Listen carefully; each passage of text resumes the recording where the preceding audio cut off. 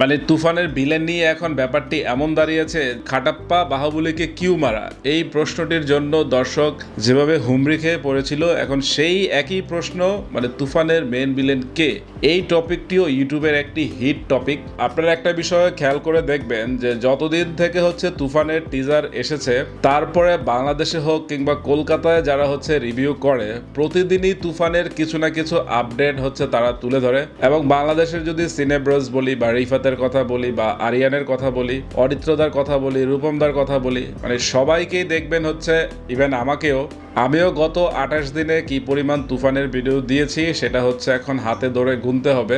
তো তুফানের খেলা কিন্তু জমে গেছে এবং তুফান নিয়ে নিত্য নতুন যে আপডেট বা গসিপ বা হচ্ছে রিউমারগুলো আসছে, পাবলিক কিন্তু সেগুলো গ্রহণ করছে, সেটা হচ্ছে নাম্বার ওয়ান কথা। কারণ দেখেন পরশুদিন হচ্ছে তুফানের নতুন একটি বাজ উঠেছে যে আরিফিন শুভ ভিলেন হিসেবে তুফানে থাকছে, এবং এটি নিয়ে কিন্তু ভক্তদের মাঝে ব্যাপক উন্মাদনা লক্ষ্য করা গেছে। এবং আরিফিন শুভ যদি তুফানে ভিলেন হিসেবে থাকে তাহলে খেলা তো একদম জমে যায়। এবং আরেকটি কথা না বললেই নয়, সেটা হচ্ছে আফরান নিশোর কথাও উঠেছে।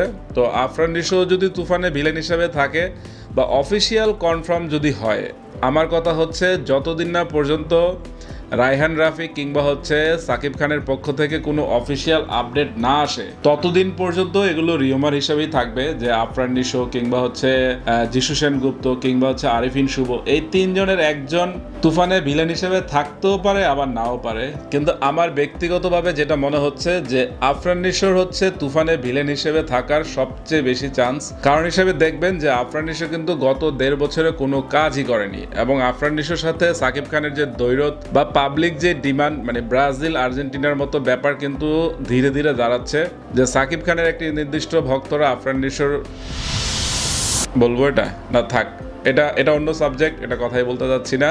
মানে আফরান নিশো যদি তুফানে ভিলেন হিসেবে থাকে তাহলে খেলা একদম জমে যায়, এবং আরিফিন শুভ থাকলেও কিন্তু খারাপ হয় না, আর যদি যিশু সেনগুপ্ত থাকে তাহলেও কিন্তু মন্দ হয় না।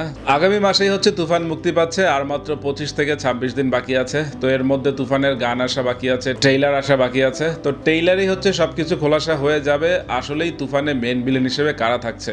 এখানে আমি একটা কথা বলতে চাই যে যতই রিউমার আসছে যে আফরান নিশো কিংবা আরিফিন শুভ কিংবা যিশু সেনগুপ্ত তুফানে ভিলেন হিসেবে থাকবে, ততই কিন্তু তুফানের চঞ্চল চৌধুরী ভিলেন হিসেবে যেই উপস্থাপনটি হয়েছিল টিজারে, সেটা কিন্তু আস্তে আস্তে দুর্বল হয়ে যাচ্ছে। আপনারা একটা বিষয় খেয়াল করে দেখেন যে চঞ্চল চৌধুরীকে এখন আর মানে অত শক্তিশালী ভিলেন কিন্তু মনে হচ্ছে না, মানে এইসব ফেক নিউজ বলেন বা রিউমারগুলোই বলেন। তো এটার কারণে আফরান নিশো বা শুভ কিংবা হচ্ছে যিশু সেনগুপ্তকে এখন সেই লেভেলের ভিলেন মনে হচ্ছে। তো চঞ্চল চৌধুরীর চরিত্রটি অনেকটা ছোট হয়ে গেছে, মনে হচ্ছে যে চঞ্চল চৌধুরী টিজারে যেই ধামাকাটা দিয়েছিল সেই ধামাকাটা একটু হলেও নরম হয়ে গেছে। তো এটা আমার কাছে মনে হয়। তো এখন অফিসিয়াল আপডেট না আসা পর্যন্ত আসলে কিছুই বলা যাচ্ছে না যে তুফানে আসলে মেন ভিলেনটি কে, কিংবা এমনও হতে পারে যেই 3টি নাম বাদ হিসাবে আসছে সেই 3 জনের একজনও নাও হতে পারে, সেটাও বলা যায়। তো এখন দেখা যাক, খুব শীঘ্রই হয়তো এটার খোলাসা হয়ে যাবে যখনই